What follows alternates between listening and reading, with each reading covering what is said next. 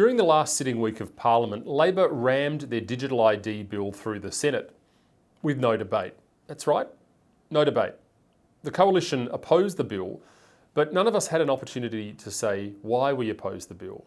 Now, I've got many concerns about this bill becoming law. In my view, it brings us one step closer to the dystopian digital future I've long warned about.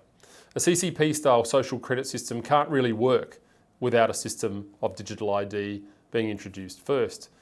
Well, those issues are most likely in the not too distant future, but with that in mind, I thought I'd talk to you about some of the current issues that this bill will actually have as it inevitably passes through the House of Representatives in a few weeks. Now, Labor has repeatedly assured us that the digital ID system that this bill creates will be voluntary. However, in reality, it's unlikely to play out that way. Online banking is the example used in the bill, which states, to open a bank account, ABC Bank requires new customers to verify their identity. ABC Bank allows customers to do this in person at each branch of ABC Bank, or alternatively by using the bank's online application service, which requires the use of a digital ID. Jacob wants to open a bank account with ABC Bank, but he does not wish to use his digital ID to do so. Because Jacob can verify his identity by going to his nearest branch instead, ABC Bank does not contravene subsection 1. Jacob is welcome to physically go to the bank and do his banking in person, so he isn't being forced to do anything. However, if Jacob does most of his banking online and he doesn't want to use the digital ID service, then Jacob must travel to his nearest branch. Now, according to Labor, nobody's forcing Jacob to do this. It's voluntary.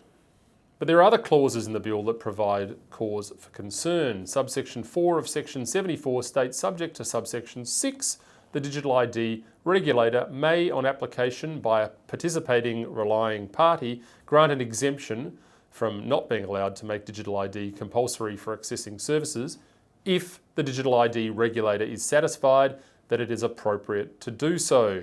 That's hardly comforting. It's simply up to the regulator to determine whether making a digital ID mandatory is appropriate or not.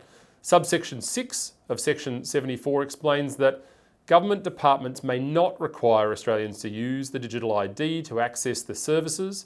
We would not need a digital ID to access Centrelink or obtain a driver's licence at this stage, but there's broad scope for this bill for minimising people's ability to engage in online transactions, including when it comes to banking. With this digital ID bill, we continue to tiptoe into a future in which the government exercises more control over what you can and cannot do based on your compliance with their agenda. In my view, subscribing to a government-based digital ID service which stores your personal information and data should not be a prerequisite for critical services like online banking or shopping.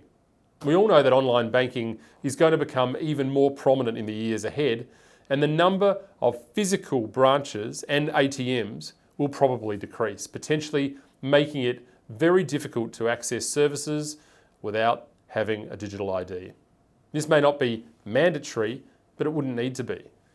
124,000 Australians signed my petition calling on the Prime Minister to dump this bill, yet Labor pushed it through regardless. Now, I know a lot of people are probably saying these are just conspiracy theories, but to that I'd say, how long before these conspiracy theories become like all of the other conspiracy theories and are proven to be tragically right?